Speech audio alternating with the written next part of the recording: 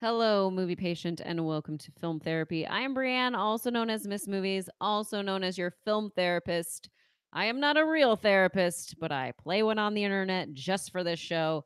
And as with every session of film therapy, I have a guest patient. And my guest patient today is Scott Mantz. Movie Mantz has finally made it to Movie film Mints therapy. and Miss Movies Oh my goodness. finally made it to film therapy. Like, you've been trying to get me on for the longest time. The longest time. The problem is this show goes live.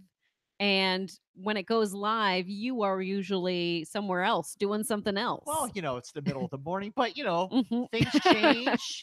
And you said, "Hey, can you do my last show?" And I was like, "To do your last first of all, to do your show at all is a big honor because I love and adore you. I Oh, thank love your you. film knowledge. You really do live up to the And my title. lack of film knowledge. No, you have a lot of film knowledge, and your moniker Miss Movies, and I'm Movie Mance, and put us together. We're Miss Movie Movie Mance. Mance. So come Wow, on, wow, wow. that's Oh my awesome. goodness. But thank you for having me on. I mean, film therapy. I think this is a great show, and you're so good at it. And it's something I really haven't seen anywhere else on the internet. So I think it's really great that you're doing this. Oh, I'm doing this because of someone like you. I remember telling you about wanting to start this show in Comic Con 2 years I ago. remember that. I remember It that. was I just remember saying to you, like, I've come up with a concept for a show that I am really excited about. And I wanted to get your feedback on it. And I said it's gonna be film therapy. And I only had one question ready at that time. And that question was, what's a film or a scene from a film that triggers a memory for you? And then you had said to me, what's a film that inspires you? So then I added that to my list and I was like, I need to add this to my list I because remember the that was a great one. conversation because you were dressed up like Harley Quinn. Harley Quinn from Yes. Suicide Squad. By the way, that was before Suicide Squad opened. Right. But even after that movie opened, I didn't like the movie, but I did like Margot Robbie as Mhm. Harley Quinn. And you crushed that costume, I have to Oh, say. thanks. That was a lot of fun. Yeah, it was awesome. That was my first Comic-Con that I ever went to, but I went to the convention, but I didn't go into the convention. Yeah. People do that, which Well, you can is do that because yeah, there's so much going on outside the convention there is. that you really don't need to be on the inside. And being on the inside, I've been going to Comic Con since 2002 when there were only 40,000 people there over the course of 4 days. Now Wow. there's more than 180,000 people over the course of 4 days. And Bree, it's Holy. overwhelming. And I have to say that in some ways it took all the fun out of Comic Con. Although Hmm. I love going. It's still my wheelhouse, so to speak, because I Yeah. do love those kinds of movies. I collected comic books since I was like 10 years old. So, but there's just too much going on. So you could actually do what you did and be outside and do things all around Yeah. Comic Con and not miss a thing. And technically, now thinking about it, it was technically my second Comic Con because I did go with my husband one year. 2010 is when we went. And I was pregnant with my daughter at the time. And so he was working at the convention. So he would go in, and then I would just be like, what am I going to do? What's going on in San Diego? Like I didn't really know people at that time that I could meet up with or do any of that stuff. So I just kind of like hung out in San Diego. So I don't necessarily count that time, but I Sure. did go. I was down there. I was in the thick of it. And Well, we're coming up on 2018. mhm, It's always fun to get into like the film panels because especially Marvel. Marvel mm, always close. Well, almost always. I don't think they were there a year and almost 2 years ago, but they always close out Comic Con hmm. with their big presentation. Usually, it has all the Avengers and Robert Downey Jr., who was like the king of Comic Con, always like just brings down the house because he really is Tony Stark when he goes to these things. It's really awesome. I think he just is Tony Stark in life. Yeah, he is. Like He's perfectly cast. this is me. I don't know why we even need to bother looking at any other actors. Well, look at my shirt. So I'm it's very excited. I feel like we're going to be talking about a movie that has to do with your shirt later. yeah, we will Here's be. how the show works if you've Okay, never joined us or let's if you're hear it. joining us just regularly. I'm going to ask Scott 3 questions about film. They're the same 3 questions each and every time that I have done this show, all 76 episodes. Well, actually not all 76 episodes because if you're a repeat guest, you bring movies that you just tell me about 3 movies that are important in your life. Yep. So that's how that works. But what is a film that inspires you? What is a film or a scene from a film that triggers a memory for you? Perhaps it's painful, maybe it's happy. And what is a film that helps you through difficult times? So those are the three questions that we're going to get into. Three good questions, by the way. Before that, though, how would everyone know you if they are joining for the first time and they're like, I don't know who this guy is, Okay, or I don't know well, who she is? let's see. For starters, I had been working as the film critic and producer for Access Hollywood for more than 17 years. I just moved on from Access Hollywood a couple months ago to get closer to my passion for film, and it was a long time coming. I've been there for a really, really long time. Just wanted to make a change. It was at a stage of my life where I could do that, so that's what I'm doing. But you could also see me from time to time on the Schmoes No Show.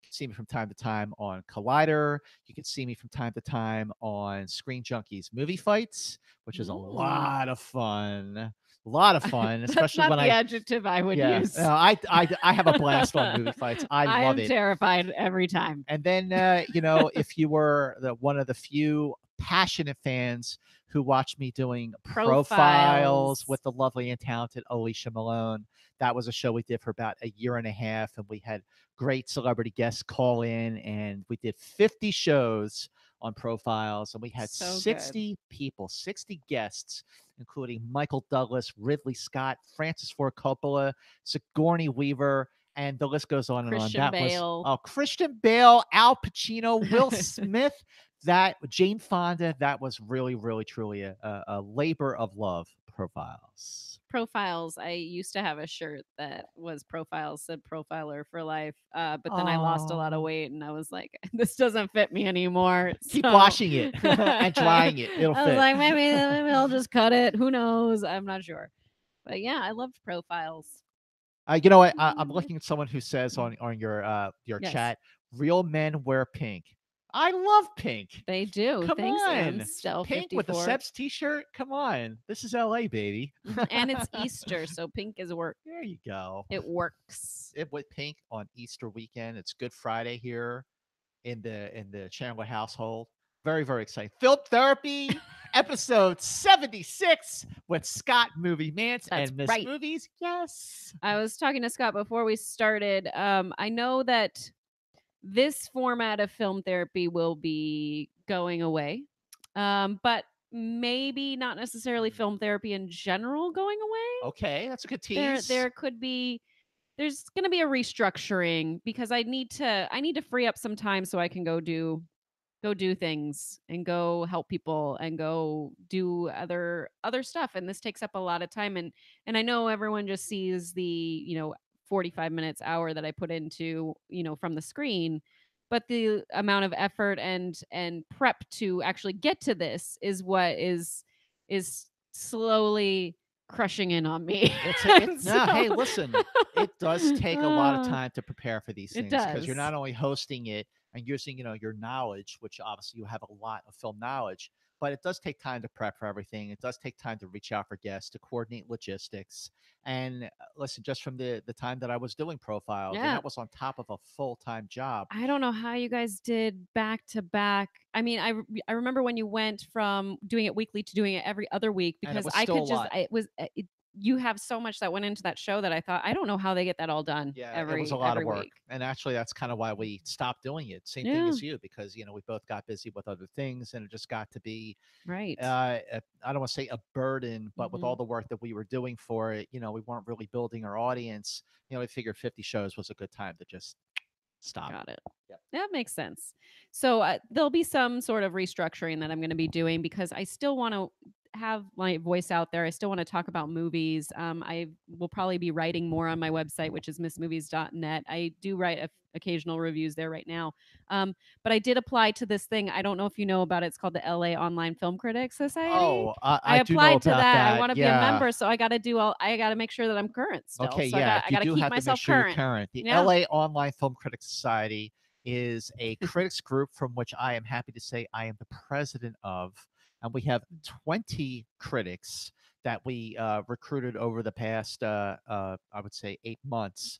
And the LA Online Film Critics Society is 20 members strong. We just had our inaugural year. We had our first award show. And this is what makes the LA Online Film Critics Society different from other critics groups. For one thing, you're talking about a critics group that is diverse. You have a lot of diversity in this critics group, nationalities, minorities across the board. And you're also talking about a critics group that is gender balanced, 50-50. You got I 10 did see men. that. I did see Yes, that. that is very, very important. 10 men and 10 women.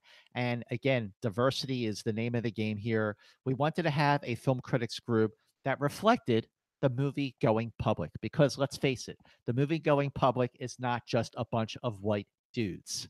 It is a That's right. diverse, gender balanced group. And not just that, age balance too. Age balance too, Yeah. exactly. So that's why that is our MO and our mission statement with the LA Online Film Critics Society. I started the group with my very good friend Scott Menzel. The So you other got Scott. the other Scott M, the other Scott M. So you got Scott Mantz and you got Scott Menzel. He's actually the founder. It was his idea to start this, and he's a super super great guy, super nice guy, very very very good friend, Scott Menzel. We had our first award show in January, and we had a great turnout. Jordan Peele, Edgar Wright, Jessica Chastain, Patrick Stewart, Michael Stuhlbarg, Guillermo del Toro, Wow. Sally Hawkins, and this is our first year of the critics group. We had all those people turning out for our first award show. It was awesome. Was this something that was around before and or it No, was never been around? never been Okay. around. This All was our right. first time. Hey. Well, Yes. hey. I Well, like it. I Good sure do love job. that you are applying for the LA I Online am. Film That's why I'm Critics saying I have to Society. stay Yes, current. you So got to that's stay why current. I have a Ready Player One review that I'm thinking over in my head that I'm going to put on my website. So that way I have something each week because Okay. it's, Yep. I mean, I looked at the requirements and I was like, I could do this. You I got could to do stay current. this. Right. I Exactly. got You to got stay to that current. stay current and listen. You know, if you were a good writer, if you are a good critic, if you articulate, you know what you want to say, you can say it well, and you know it. Then hey, you know you're talking to the right guy. That's right. Talking to the right guy. Let's talk about those questions that we have that we're going to get to right now. What is a film that inspires you, Okay, a Scott? film. It's not a film that inspires me on a daily basis, but it is a film that inspired me in a very, very, very big way, and that is why I'm going to list that film here. This is a film that almost 20 years ago inspired me enough to change the course of my career to the Mm, extent that I would not be sitting here talking to you if I had not seen this movie. This movie came out on July 16th, 1999. oh, Okay. okay, wait. All right. The stars, I know you're going to get up with this. The stars are Tom Cruise and Nicole Kidman. And Oh, yes. Okay. it is the Eyes wide shut. Eyes Wide Shut. This is the last movie directed by the late great Stanley Kubrick, who passed away in March of 1999, just like 5 days after showing Warner Brothers his first cut of the movie. It was like he Mm. showed them the movie and then he died. It was like he did what he set out to do. But you know, people, you know, when I've told people over the years how Eyes Wide Shut changed the course of my career, they're like, really? Eyes Wide Shut? And here's why. Like back then in the 90s, I moved out to LA in 1991 and I worked for about 9 years for a company called Creation Entertainment. They do all the Mm. sci fi conventions. And when I was growing up, I went to their conventions and I worked there for a long time. And it was a really great job for a while to have in your 20s. But then I really started to think about what do I want to do for my career? And I thought about getting into film production, development. I did coverage for William Morris for a while. And I'm like really trying to find like where do I fit in this movie business? Because I'm not an actor, I'm not a director, I'm not a screenwriter. So what do I really want to do? And a friend of mine suggested, why don't you review movies? You know, there at the time in 1999, there were a ton of websites around, most of which don't even exist anymore. But he said he was doing an entertainment news website and he said, just take the next movie you see, whatever it is. And if you want to write a review, do it. If I like the way you write, then I'll give you your own column on my entertainment news website. I thought, oh, Hmm. okay. So on July 16th at 3:45 p.m., I went to the Village Theater in Westwood to Okay. see I know where that is. Eyes Wide Shut. Yeah, the big Village Theater Yeah. where they used to have all the big Hollywood premieres. I Now know they they're don't do those now no, over there in Westwood at all, I don't yeah, think. now they're at the Chinese or at the ArcLight Mhm. or at the El Capitan. But yeah, the Westwood Theater, the Village Theater, they don't really have those big premieres too much anymore. But so I love Stanley Kubrick. I think all of his films after Doctor Strangelove, like 2001, Clockwork Orange, The Shining, Full Metal Jacket, Barry Lyndon, they are all films you have to see a few times before you can wrap your head around them. 2001 is still a movie I'm trying to wrap my head around. Oh, yes. So I went and I saw Eyes Wide Shut. And after the movie was over, I was so pumped. I was so inspired. I went straight to the music store to pick up the soundtrack Back when they had music back stores. when they had music stores. Yeah, Mm. remember those? But literally I got back to my car and I took out a notepad and I started writing down all these notes about the film. And immediately I felt like Eyes Wide Shut was a movie where you don't know really what's under the surface. Like there's something going on beyond the fact that Tom Cruise is, Nicole Kidman tells Tom Cruise that she thought about having an affair with a sailor, and then he goes off into the night and has his adventure, his journey. But there's a lot of subtlety in this movie. It feels like a dream.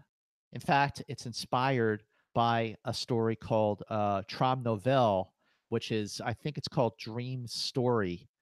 And that Stanley Kubrick had wanted to make this Mm, movie for many, many years before he finally did with Eyes Wide Shut. And I just knew right away that even if I didn't quite understand what was going on, it was a movie that I wanted to see again and again and again.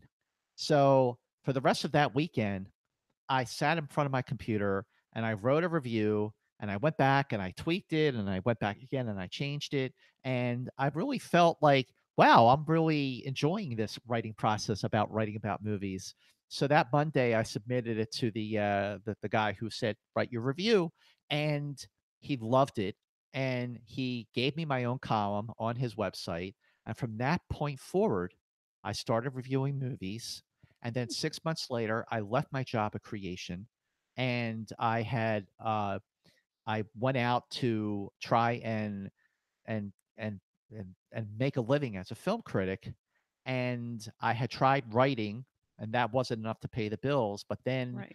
then I submitted my reviews to Entertainment Tonight, Access Hollywood, Extra, and all those things. And that's when Access Hollywood expressed interest, and I started reviewing movies for Access Hollywood. I became a producer for Access Hollywood, and this all started because of Eyes Wide Shut. And wouldn't you know it, Hmm. like over the years, when I've gone back to watch Eyes Wide Shut again and again, I do get something else, something different every time I see it. For example, so Tom Cruise and Nicole Kidman are having that argument. She tells him that she had a fantasy about having an affair with the sailor, but she didn't do it. She didn't cross the line. She did not cheat on her husband, Right. but it still freaked him out enough where he went off into the night thinking he's going to have his own affair, but even he doesn't really cross the line. Every time, every step of the way, when Tom Cruise goes off into the night, he he comes close to having an affair, but he never really quite does it. Something stops him. Like when he picks up the hooker and they start making out, she calls him on the phone. Yeah. And when he goes to uh the woman who was uh his client, and she kisses him and says, I love you, and he says, we hardly even know each other, we've never really talked. And then her husband comes home, so they don't have an affair. And just it's like that for the whole movie. He goes off and he goes to that big orgy, and like he could have gone to town there, but then he gets outed by the people with all the Right. masts. So along the way, the entire movie, he comes very close to crossing the line, but he never actually does. And then at the end of the film, The movie came Here out, it comes, yeah. guys. He says, So you know. they're at the toy store, and they're talking about repairing their relationship, and she goes, "It's okay. The important thing is we're awake now." So, was the whole thing a dream? That's what I love about the film. It makes you just question what you just saw. And the more you see it, the more you question it. And even though it's still a movie that I love very much, it inspired me. I mean, I changed the course of my career, Mm. the direction of my career, because of all things. Eyes Wide Shut. It could have been anything. It's always the one that you least expect, right? So when I started writing reviews for my own website, I didn't write for anyone, but I had hitormissmovies.com, not my website anymore. But which is where Miss Movies came from because it's a play on words. And that came later. Like I had an epiphany one day and I was like, why don't I be Miss Movies? I've hit or Miss Movies. That makes sense.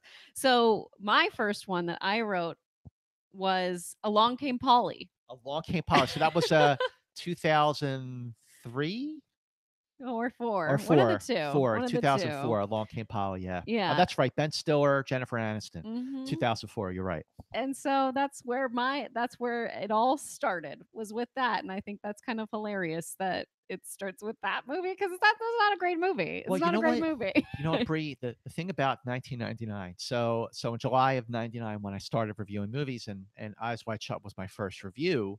So then in August we had The Iron Giant, and let's see, you also had The Sixth Sense, and then in September it was American Beauty, and then in Oh my October it was gosh. Three Fight Club. Oh, wait. Three Kings. Three Uh-huh. Kings was October 1st. I think Fight Club was October 8th. Fight Club is close to I've said this the other day, my first double feature ever was Fight Club and in a movie theater, Fight Club and American Beauty, and I Wow, was like, that's a great double feature.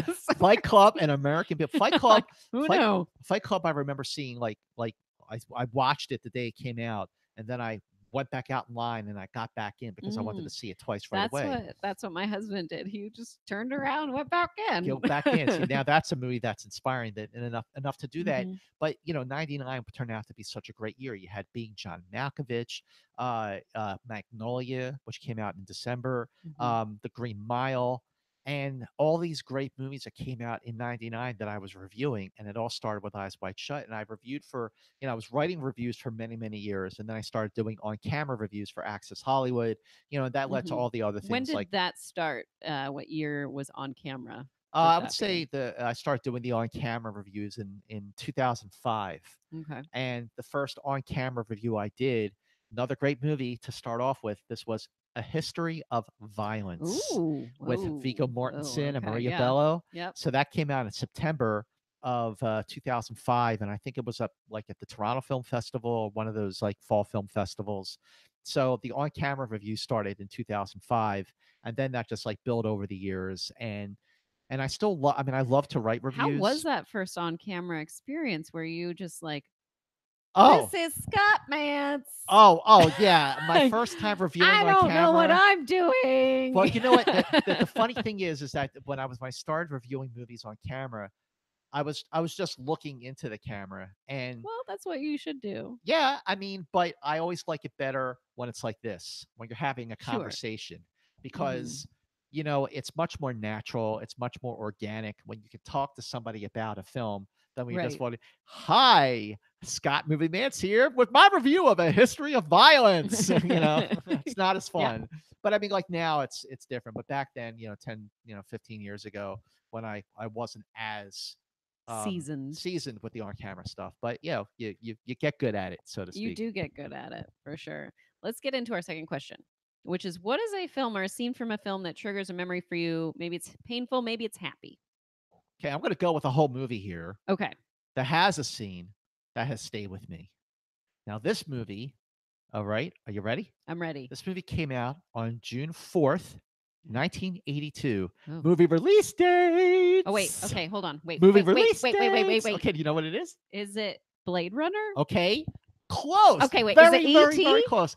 You're Is getting it close. Close Encounters of the okay? Okay, Oh wait, okay, no, well, no, they wouldn't come out at the You same were time. really, close with Blade Runner. and E.T. because both Okay. of those movies came out the exact same year or the exact Oh, same month okay. as the movie I'm going to Different talk year. about. Now, Okay. here's the thing.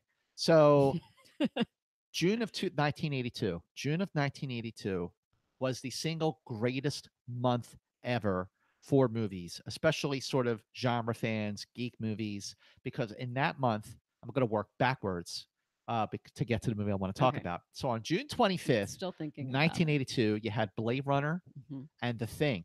The Thing. Working 2 weeks back on June 11th, Oh dear. you had Okay. E.T. the Yes. Extraterrestrial. Yes. The week before E.T. the Extraterrestrial came out on June 4th, 1982, you had Poltergeist, Hmm. and I'm waiting to see if someone names the movie on the chat. It's not coming up.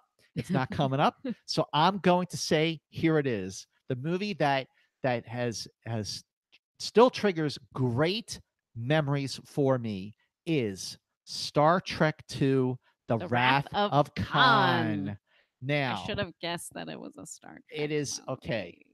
As you know, as you know, Bree, I am a massive, massive Star Trek fan. Yes. My love for Star Trek is not absolute because I do like some of the Star Trek shows and movies better than others. And I tend to think that the original series is still my very favorite show of not just Star Trek of all time. It is still a show that I watch all the time because that's a TV show that inspires me on a daily basis. But but Next Gen I really liked a lot. I mean, almost as much as the original series. Deep Space Nine I really liked a lot because it was so different, but it still had a lot of the values of Star Trek.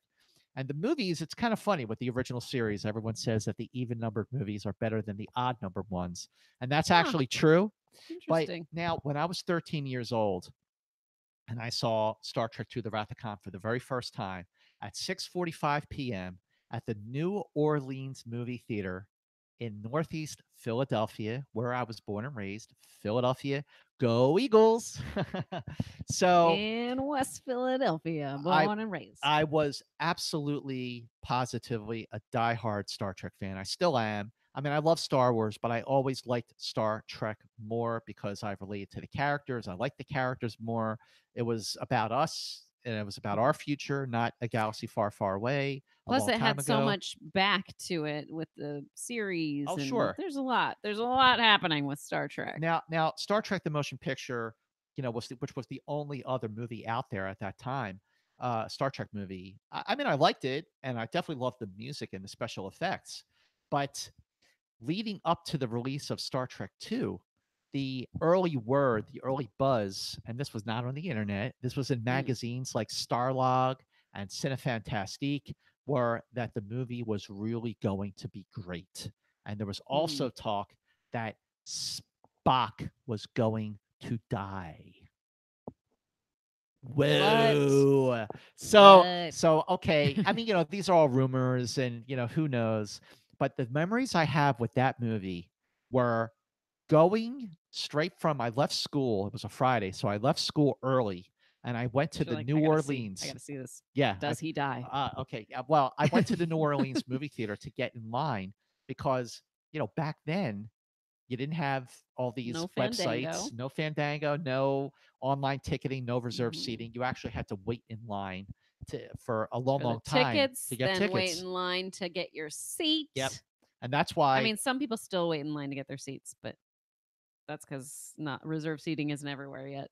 no, that should be, but that's where the term blockbuster came out, by the way, Yes, because people lined around around the the block. block. Da da da. So, but the thing about that I remember before the movie even started is I was the second person in line, and as the hours went on, of course, the line got bigger and bigger and bigger and bigger, and of course everybody was excited. We're all talking about Star Trek, our favorite episodes, and certain things about the episodes, and I was the youngest person by far in that line, and I was really holding my own with these older Star Trek fans, and they're like, "Yo, this kid really knows his shit." Am I allowed to swear? You're fine. Okay. Yes, So this it's kid, the last this one. this kid Sure. really knows his stuff, and it was very exciting because I was really bringing my knowledge and passion to Star Trek, and I was holding my own with all these people. And then my dad got to the theater because he came straight from work, and we went into the theater, and the movie. was just absolutely fantastic. It was brimming with confidence, which is something the first movie, motion picture, didn't really do, and it was a lot of fun. It was that the characters were closer to the ones that we saw in the original series in terms of the friendship between Kirk, Spock, and McCoy. And you brought back Ricardo Montalban, who played Khan in the original series episode Space Seed. It was a sequel, and basically it was Moby Dick in space. I mean, it was really brilliant. But yes, spoiler alert, Spock did indeed die. And what an amazing, the last 20 minutes of that movie, when the Enterprise is trying to get away from the Reliant before it explodes with the Genesis device, and Spock is in engineering and he's in the radiation room trying to get the mains back online so the Enterprise can warp out of there. And it's a race against time. And there's so much tension on the bridge that Kirk and Uhura and Sulu and Chekhov, no one even realizes that Spock is not on the bridge. And then when they mains get back online, the Enterprise gets out of there, and they're watching the the Reliant explode, and it creates the Genesis planet. They're looking at the view screen, watching this world get born, and then Kirk gets the call, "Come down to engineering, better hurry." And he sees Spock's chair, and he's not there. And the death scene, the death scene between Kirk and Spock through the glass is absolutely the finest acting that William Shatner and Leonard Nimoy had ever done. And I cried like a baby. I cried Aw. like a baby. And the memory that I have to this day is when I got home that night, I went up to my room and I took all my Star Trek merchandise out, my action figures. I had an Enterprise model. I had a bunch of Star Trek books. I had photo novels, poster books, the Topps trading cards from 1976, greeting cards from 1976, and I laid them all out all over my bed. And I started crying. It was like I was like having a wake, mourning the Aw. death of Spock, and I was really crying. And my dad knocks on the door and he opens the door. He said, "What's wrong?" And I was tears. I said, "Spock died." And my dad, in his infinite wisdom, rolls his eyes and he goes, "Don't worry, he'll be back." I mean, my dad, who was as far from the beacon of Mhm. Hollywood and movie news and being hip as you could possibly get, is telling me, "Don't worry, he'll be back." And boy, he was on June 2nd, 1984, with Star Trek III: The Search for Spock, that Nimoy directed. But Mhm. when I think of Star Trek II: The Wrath of Khan, I think back to that day on June 4th, 1982, when I saw the movie for the first time, when I felt like the king of the world with all those other people because I knew my stuff with Star Trek, and being so excited and enjoying the movie. It had action, it had humor, it had heart. It was so much like the Star Trek that I fell in love with the previous decade and grew up with, and the Star Trek that I still love. And no matter how many times I've seen the movie, and I've seen it probably 200 times, and that is not an exaggeration, whenever I get to that point when Spock dies and the end of the movie with the ending credits and the music, it still gets to me. And I still think back to that time when my dad opened the door and he said, "What's wrong?" And I said, "Spock died." And he says, "Don't worry, he'll be back." How do you like them apples? Aw, he Ah, knew. He he was like, knew. My dad knew. you know, people die in this and they return. Yes, It's that is because it's a science soap fiction. opera. That's the beauty of science fiction. Like, people, Science fiction soap operas. science fiction. Yeah, I mean, and the thing is, like, I know I like to stir the pot a lot of times when I say, "Oh yeah, Star Trek is better than Star Wars." I think it is, Mhm. but I do love Star Wars. I mean, who doesn't? I mean, it's Star Wars. But the reason I appeal to Star Trek much more over the years is, Star Wars was a long time ago, a long time ago, and Star Trek is in the future. Star Wars is in a galaxy far away, and Star Trek is us. It's us. Star Wars is a fantasy. It is a fantasy, whereas Star Trek really is truly science fiction. And Mm. Star Wars is an adventure and it's entertainment. And, there's a mystical quality to it because of the Force and all that stuff. But when Star Trek was at its best, it held a mirror up to ourselves. So many of the great episodes were allegories for what was going on at the I always love times, that. you know, Yeah. and still do. That's why so many of those episodes really do hold up. But when it came to Star Trek 2, I mean, that was just an adventure, and it was a great one at that. And for those reasons, I mean, Star Trek is definitely in my top 5 favorite movies of all time. Have you seen the have you seen Black Mirror? Is my Oh, yeah, question. I And there's that heard. episode. There's an episode that's Star Trek like.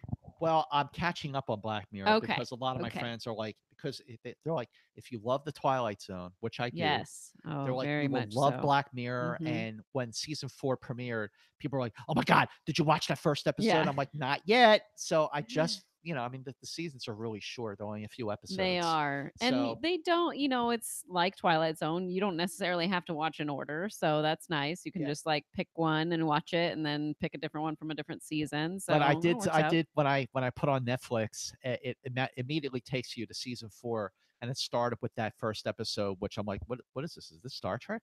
And I'm like, no, no, no, Hmm. no, I'm not gonna watch it yet. I'm gonna watch the other You're going to episodes because build I up. I Okay. wanna I wanna build up to it so I can appreciate the format. Well, I'm looking forward to your thoughts on that when you finally get to Oh, I it can't because wait. I think you will appreciate it.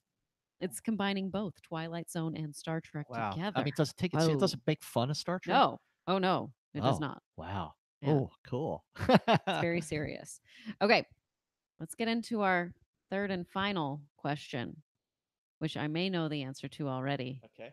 Okay. You Um, probably do. I'm what wearing a is a big spoiler film? right here. Yes, what is a film that helps you through difficult times?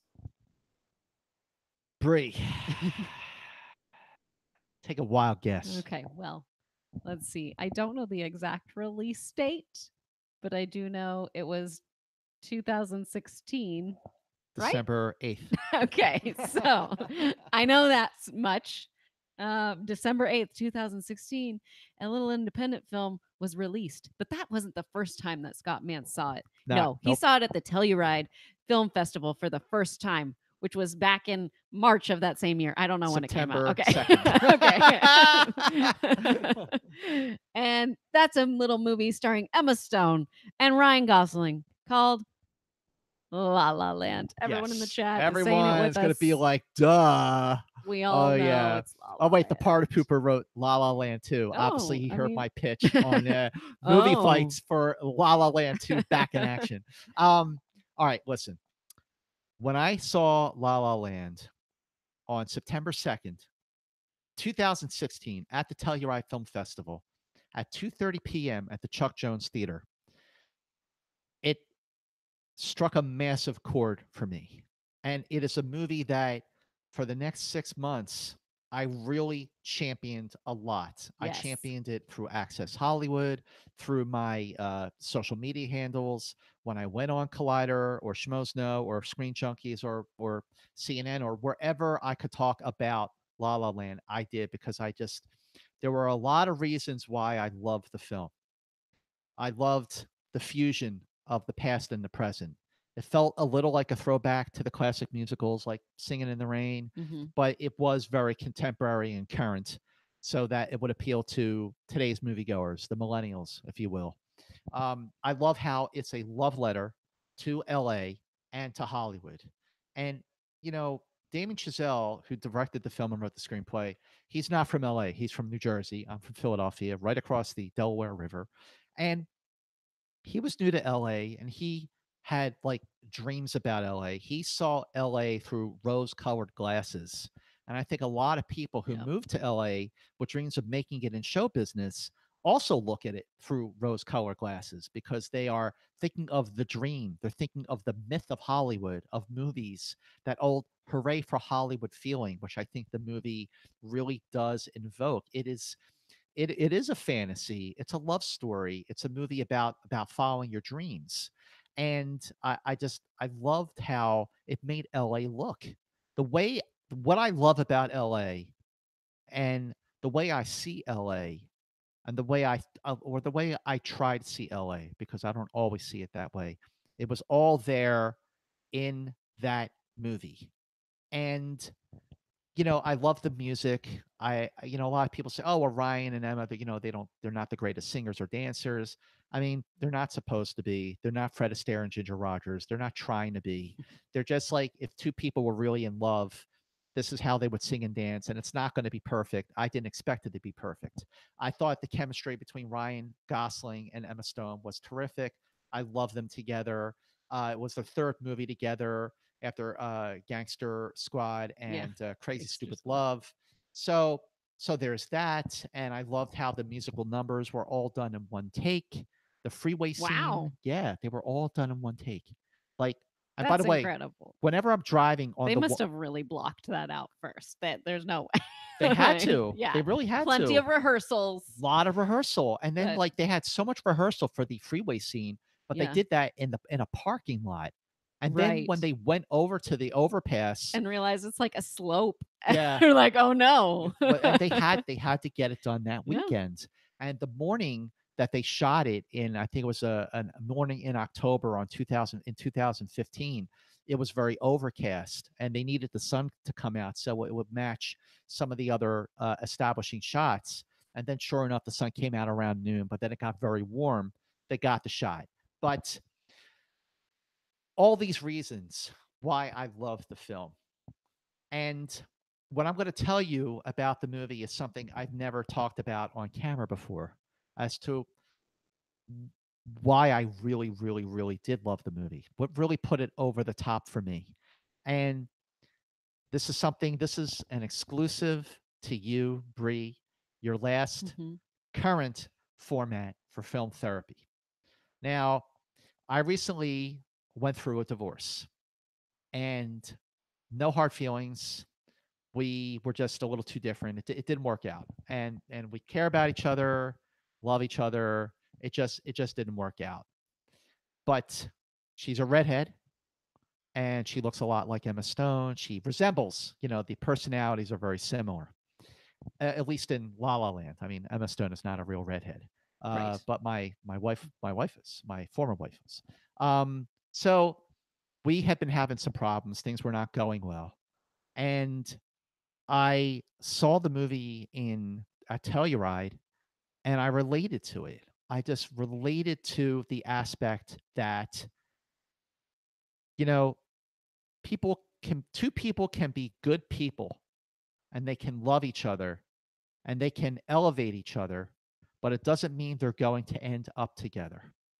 And that's what happens in that movie. Mhm. At the end of Right. the film, when they give each other the look across the room, they still care about each other. They cherish the time that they had together, but it just didn't work out. But they're grateful for the time that they had together. Now, that was back in September when I first saw the movie. And then I saw it again in Toronto, the Toronto Film Festival, a week Mhm. later. And I interviewed Emma Stone at the premiere. And I told her that this movie was going to hit like Titanic. And she was like, "Oh my god, like Titanic's my favorite movie of all time." And like even though the box office didn't match Titanic, it did make, almost 500 million I mean, dollars it worldwide. didn't have the budget that Titanic Right. had, Well, but so I felt like it was a love story that would really connect with people, and it Mm. did. Mhm. And also, it did get nominated for 14 Academy Awards, which was the same number as Titanic. Titanic. Hmm. So when I saw Emma Stone after the Oscar nominations, I said, "Do you remember what I told you back in September?" And she says, "Yes." I said, "What was it?" She goes, "You said it would be like Titanic." And I said, "And here we are a week after the Oscar nominations, the same number as of nominations, 14."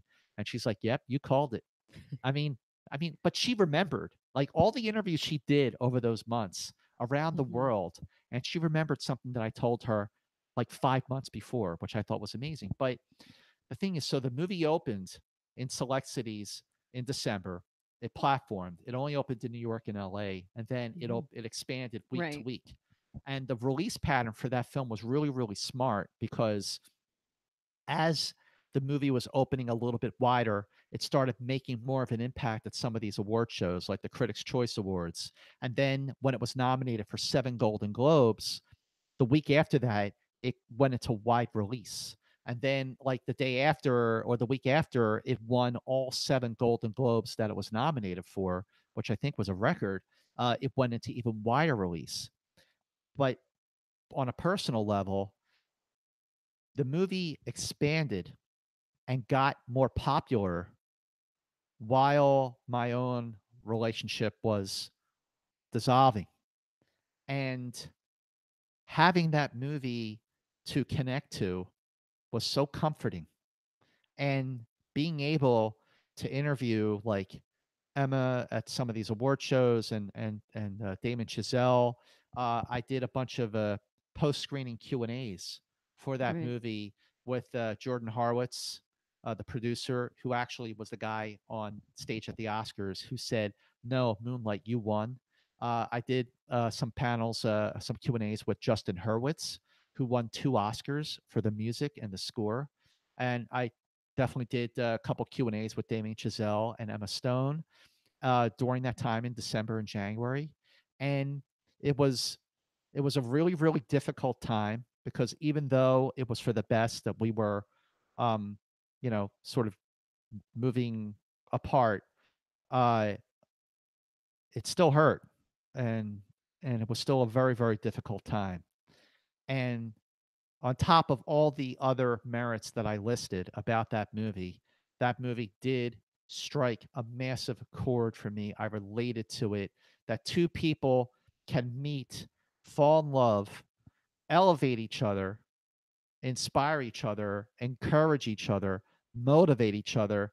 But then you just get to a point where the things that pulled you together are the same things that drift you apart. Mhm. And that's what happened to Mia and Sebastian, Emma Stone and Ryan Gosling. And that's kind of what happened with me and my ex.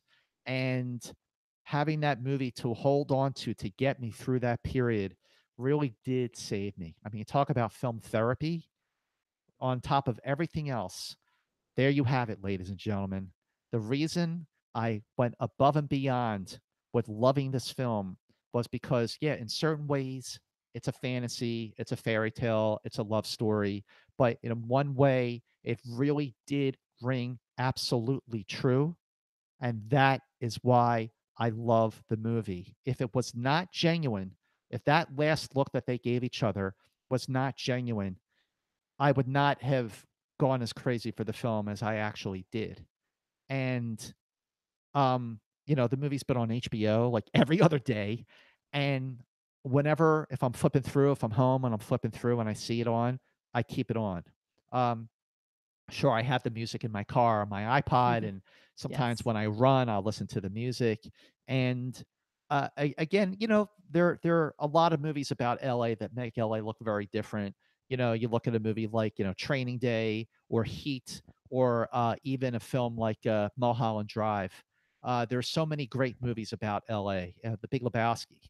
But La La Land is in a class all by itself because of all the things it did so very well, and then there's that added touch in the way that it struck with me. And, you know, people can be good people, but they're just not good together. And that's okay. That happens. And, you know, there a split is tough, but there was nothing, there's no hard feelings, I it's okay. Things happen, that's life. And for all the people who sort of diss on La La Land, it's overrated. They pick up on Ryan and Emma. Mhm. They weren't like the greatest singers or dancers, which again, I'm not, I didn't really, I could have scrutinized that maybe just because I really connected to the film. I didn't scrutinize that. That didn't bother me at all. I thought that the imperfections of the singing and the dancing really did Gave give it the a charm. it gave it its charm. I was just going to say that in this movies, it gave it its charm.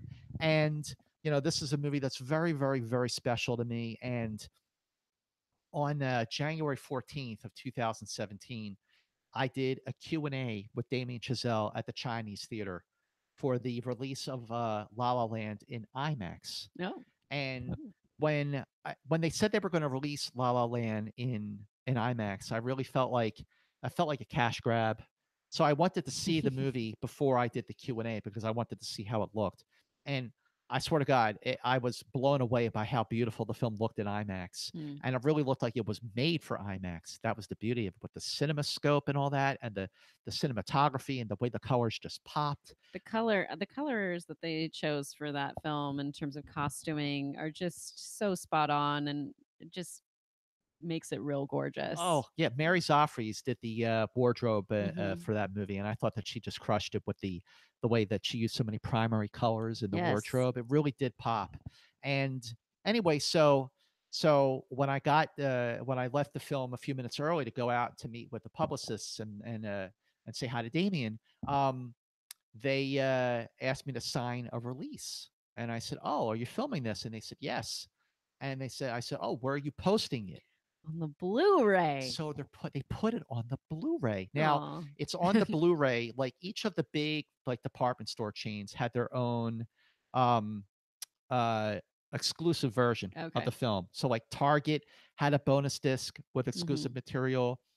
Best Buy had a bonus disc with exclusive material, and Walmart had a bonus disc with exclusive material. So my Q&A with Damien was for the Walmart Oh. version of La La Land. And so it came out on Blu-ray, I think it was like April 25th of 17. And um, so I went to Walmart and I got like 6 copies of it because I sent one to Yeah. my parents, you know. Um, and at Comic-Con, when I was interviewing Ryan Gosling for Blade Runner 2049, so at the end of the interview, I said, listen, as you know, La La Land means a lot to me. And he goes, yes, I know this. So Agreed. I s- know. he said, yes, I know this. So I said, hey, can you sign my La La Land Blu-ray for me? So he took it and he signed it. He took up the whole thing. Aw. And so I saved it. So then when I went back to Telluride last year, that's where Battle of the Sexes with Emma Stone was playing. Mm. And it was playing on the exact same day that I saw La La Land. So I thought, oh, maybe I'll see Emma Stone there. And the thing about Telluride is like the stars are very accessible. So Mm. I brought my other Blu-ray for La La Land with me. So after Battle of the Sexes, I was kind of hanging out at the theater. I got something to eat, and then I go turn around the corner, and there's Emma Stone with her publicist, and they're just very approachable. So I went over like, "Hey," and they're like, "Hey, how are you?" Like, they Like, know we me. know you. So I told Emma how much I loved Battle of the Sexes, and I thought she was terrific as Billie Jean King. I said, "Listen, Emma, this today is exactly 1 year that I saw La La Land, so I brought something with me." So I was reaching into my backpack to pull it out of my bag, and And they're like, hold on. she goes, "Is it La La Land?" And I said, "Yes, it is." I said, "Can you sign this for me?"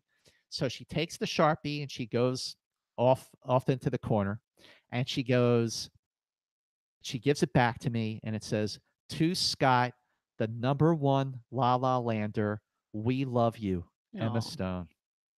That meant the world to no me. truer words have been spoken. And you know how they've been doing La La Land live, where they screen Mm. the movie and Justin Hurwitz will conduct a live orchestra. Oh, fun. Like at the So Hollywood Bowl at the sort of Hollywood thing? Bowl, Okay, yeah. sweet. So I went to the Hollywood Bowl. It was on May 29th, Mhm. and I got to go backstage because of 'Cause all they know you. because they They're knew like, me. "This is the guy. So they said Bring him back." they interviewed. So I went backstage, and it was in a little room, but I was like, oh my god, the Beatles played at the Hollywood Bowl. They were probably in this room. I'm a big Beatles fan. So I go back, and there's Damien, and he gives me a hug, and he says, thank you for everything. You were so supportive. So we're talking about his next movie, First Man, with Ryan Reynolds as Neil Armstrong, the first Mm. man on the moon with Apollo 11. Yep. So then I see like Justin Hurwitz, and I see Jordan Harwitz, and I see Mary Zophres and Mandy Moore, the choreographer, not the actress from Not the This Is other Mandy Us. Moore. So then I just someone just sort of like gets out of the way, and I look down and I see Emma Stone is just sitting there, and she's very low main, wearing hair in a ponytail, and I just like reach down and say, hey buddy, and she looks up, eyes wide, gets up, gives me a big hug. It's the first time I'd seen her since she won the Oscar. Mhm. And she goes, oh my Aw. God, thank you for everything. Big, genuine hug. So then we're talking a little bit. I asked her if she was going back to Telluride for Battle of the Sexes. and she couldn't confirm or deny. But then I said, I have to show you my Instagram feed because every other post was about La La Land. Yes.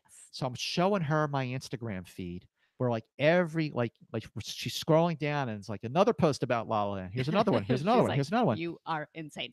She says, Emma Stone said to me, and I quote, she goes, "You were our guy."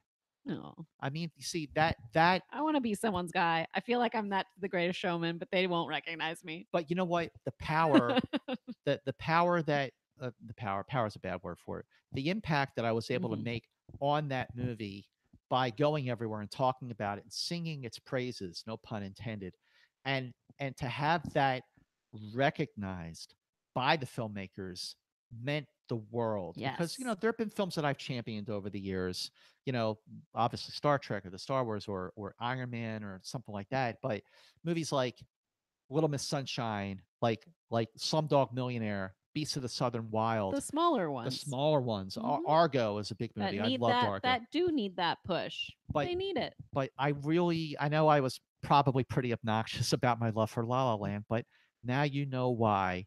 Now you know why, among other things, that movie really did hit home for me, and why that movie really did help me get through a difficult time. And another friend of mine who I told the story to, uh, you know, he was like, "Wow, I hope that doesn't like you don't associate bad memories with the movie Mm. because of what you were going through." I said, "Nothing, not at all. If anything, the movie Comforts you. it was comforting.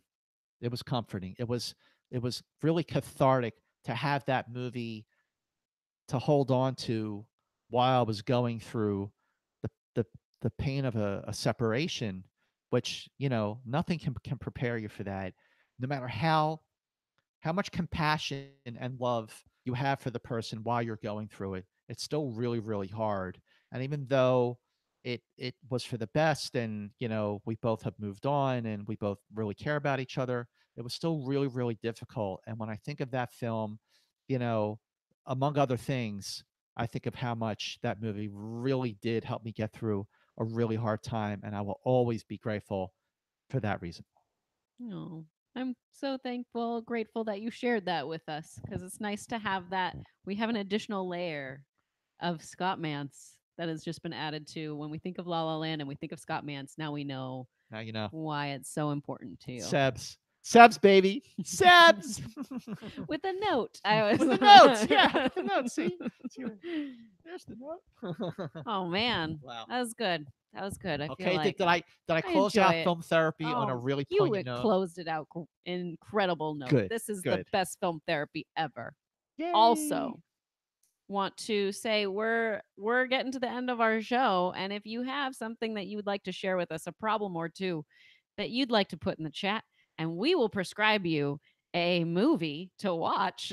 Go Oh, ahead yeah, and do go on. that. It's called Movie Fire away. Prescription. Movie prescription. This kind of takes a little bit of time because of the fact that we're delayed just a teeny bit for them, so they don't have. They gotta. Some people are prepared. Sometimes people become Oh, prepared and they're good, like, "Oh, good. I'm ready for this. I know this segment."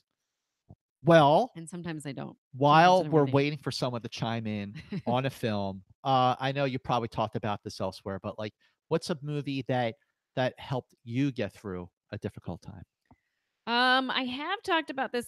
If you go, if, for those that maybe are just joining us or what have you, I don't know where you've come in, but I did film therapy myself. I was the patient for my 50th episode or 52nd episode, Oh, one of okay. the two. Turning the tables. Yeah, Yeah. turn to the tables. I usually say that like the Parent Trap, the original Parent Trap, with Haley Mills is one of my go-tos because that reminds me of being with my sister Erin and just like us watching it together and singing the song "Let's to get together" and things like that. Or White Christmas. That's another one that she and I shared a lot as well growing up. I think we have Ashley Davis is saying, I have to clean my house for Easter Sunday, Hmm. but I don't want to. Okay, Help. you can watch LOL. Sunshine Cleaning. Sunshine Um, cleaning. But you see, when you're cleaning, do you want to watch a movie that's about cleaning?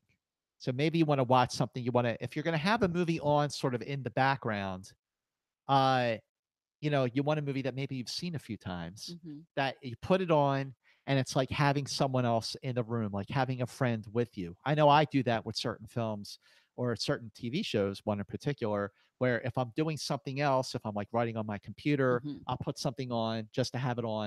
And Yes. in this case, a movie that you want to have on in the background while you're cleaning, I mean, what would you recommend for that? I mean, I always go to, Dirty Dancing. I mean, I've seen that so many times.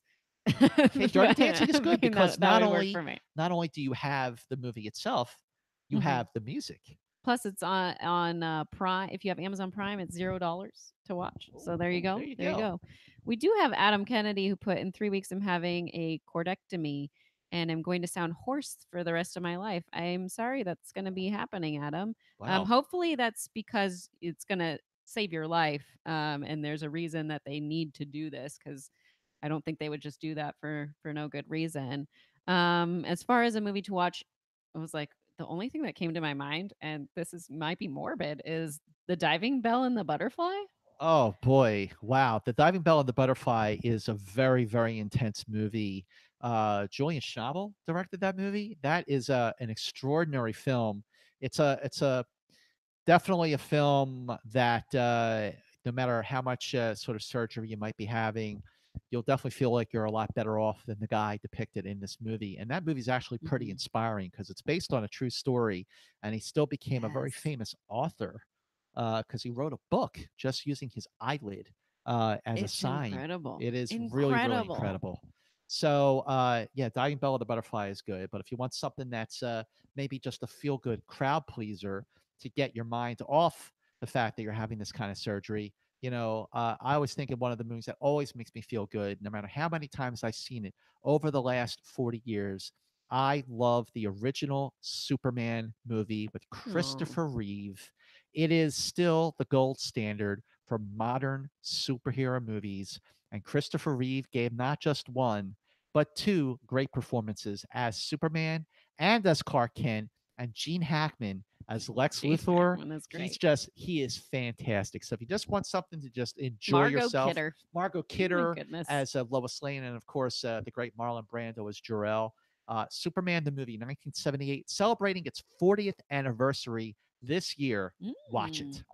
I wonder if they'll do something special at the Hollywood Bowl for that then. I think they have before. I'm I'm not sure. sure they will do something special to mark the 40th I anniversary hope so. I hope Of so. Superman. Also, Grease is coming out with the 40th anniversary Blu-ray. Yes. That's another movie you cannot go wrong with that one. Janine says, helping my sis take care of a newborn. What can she watch to stay sane through the eating, sleeping, pooping, and crying cycle? Here's what I Oh, watched, which was random. Okay, so when I had my daughter in 2010, for some reason, I watched like all of My Name is Earl, and I don't know why. Like, I don't know why that show, for some reason, just it was on. We didn't really have cable, so it would just be like whatever's it was like a marathon that was on channel 11 or something, and I just ended up watching it. And I oh. was just like, I don't know why I'm still watching this, Well, but it's funny. if you want a movie that sort of like is cathartic and you can relate to, what was the Coen Brothers movie with Holly Hunter and Nicolas Cage? Oh, Raising Arizona? Raising Arizona, that's the one. Oh, Yeah, yeah, 1980s. I that's a remember the great year, one. but not the That's a name of the great movie. one. Raising Arizona, nothing like a good like baby napping movie to make you feel better about going through your own Child rearing. child, or of course, I mean, Look Who's Talking. I mean, that's kind of a shitty Yes. movie, but it's But entertaining. it's written by Amy Heckerling. Oh, there you go. Hey, hey, she came up with that idea when she was pregnant with her child. Let's see. It says, "What would you prescribe?" This is the lovely possum. The To lovely possum. someone I'm suffering from missing profiles too much. What would you prescribe? You could always go on TCM and you could see the lovely Alicia Malone there. That's your best bet. Mm-hmm. Go watch Turner Classic Movies. Alicia is carrying the torch for independent film by being where the classic movies take place. But That's boy, do right. I miss Profiles. I I miss miss Profiles profiles too. too. We all miss profiles. Let's see if there's an oops, whoa, whoa. I went too far. I went too far. Let's see. I don't I don't know This where is fun. okay. People are really chiming in. You got I know, right? this is real fun. Film therapy session 76 with Scott Mantz. There needs to be Mance commentary tracks for Blade Runner, Close Close Encounters of Encounters the of the Third Third Kind, Kind, of and La course, La La La Land. Land, among Talk others. about insight. I would love to Cathal do Thomas Coleman. Cathal, my buddy. Cathal Thomas Coleman's the man. He's a profiler for sure. Drew V5150 says, a friend of mine recently lost their father. I should try to fix my relationship with my parents. I find it difficult because it's been broken for so long. What movie do you recommend? Love you both. Ooh, Oh, ooh. for relationships with parents. Gosh. I'm assuming you're thinking of this because a friend of yours lost their father. And so now you're thinking about your relationship with your parents. Um, I'm like, There's is. nothing in common with Tom Hanks and the great Jackie Gleason. Underrated film that came out, I think, Mm, 1988. Uh, that is haven't heard of it. yeah, nothing in common. That's a movie about a good relationship movie about parents, or about a father and a son. And also, just if you want something that you can relate to about a difficult relationship between a mother and a daughter, you got to get Lady Bird with Laurie Metcalf and Saoirse Ronan. That is Yes. a new classic. That is a terrific film about a mother, a mother and a daughter. But I'm sure that's one that you'll be able to relate to as well. Who doesn't relate to that movie? My gosh. Oh man, there's even my mom was like, "Is that me? Is that me?" And I'm like, "That's you, mom. That's you." And will be me when I get older with my daughter, because that's what happens, right? You take the place, pretty much. I don't know. I don't know. All right, it looks like we have come to the end. It looks like we have come to the end of our movie prescriptions. I was like, do I have any problems right now? My problem is just needing to refocus, restructure. And so I don't really have a movie that I'm going to prescribe myself, but I'm sure I'll watch something real soon. What did I see the other day? Oh, I saw Ready Player One the other day. I was like, that helps with refocusing. Yes. Yeah. I'm like, there's a lot going on in that film.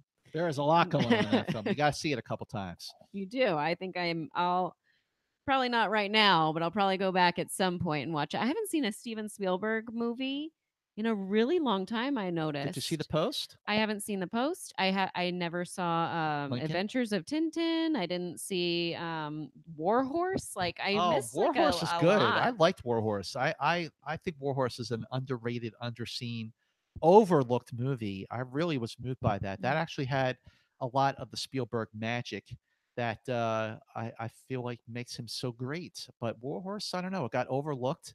I think it came out the same year as The Adventures of Tintin. Hmm. Fundamentally different movie, but The Post is very good.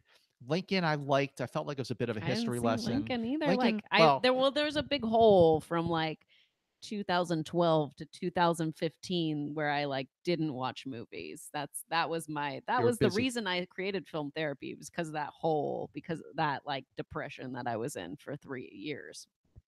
Because I Oh, was in the hole. Got to get out of the got to get hole. out of the hole. It's a hard thing being in the hole. It Believe me, is. I can understand.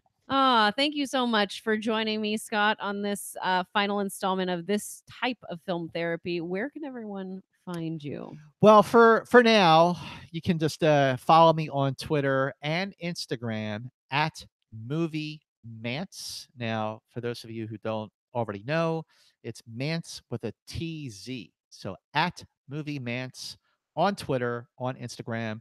Give me a follow. You will not be bored. I You promise you won't. that. You will not be bored. You can find me all day, every day on Twitter at Miss Movies, Instagram Miss_movies, and I'm sure I'll be posting other stuff on this YouTube channel. So don't just go away. We'll be back. We'll be back. We'll It's be not back. goodbye. It's It's see you see you soon. soon. I was like, see you what? See you later. See you later. Good afternoon, good evening, and good night. Good night. Bye. Bye. Bye. Bye. Bye. Bye. Bye. Bye.